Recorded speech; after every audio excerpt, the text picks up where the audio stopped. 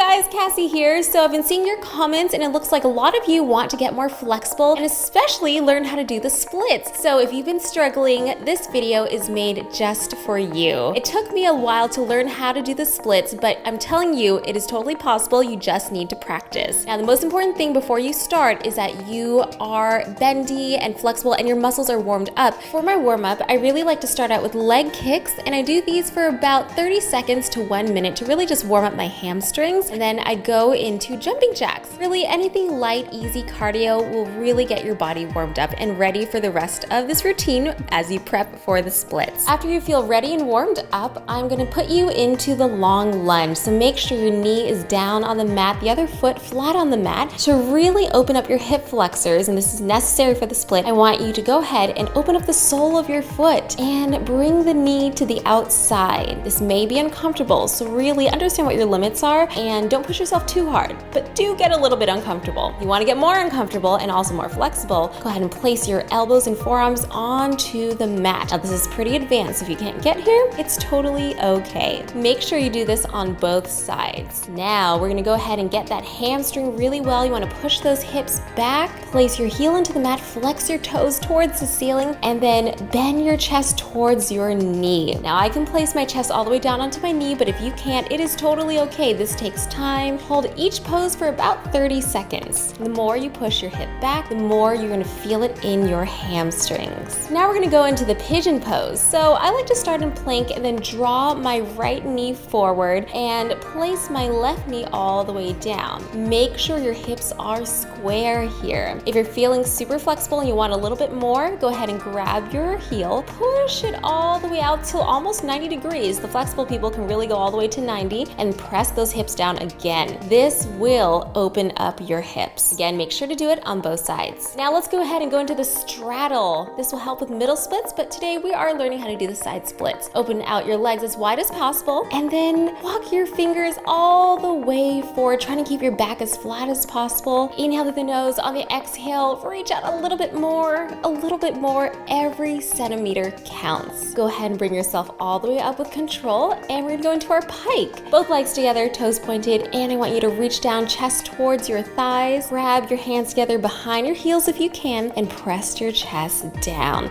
And just take a deep inhale through the nose, big exhale, and relax your chest down. Lovely. We're finally gonna go into our last stretch before we get into the splits. I want you to lay down, grab your right knee, and hold onto your ankle, lift up that leg, point the toes, and try to straighten that leg. Lovely. On the inhale, breathe, exhale, pull that leg all the way in, keeping that leg as straight as possible. Your leg might be shaking, it might be vibrating. Just make sure you are pushing yourself, but not too hard, okay? It's really important to not get injured as you stretch. Take it slow, it's gonna take time. Pull that leg as close as you can to your face. Inhale, every exhale, bring it down lower. And again, make sure to do it on both sides. All right, now you're ready to get into the splits.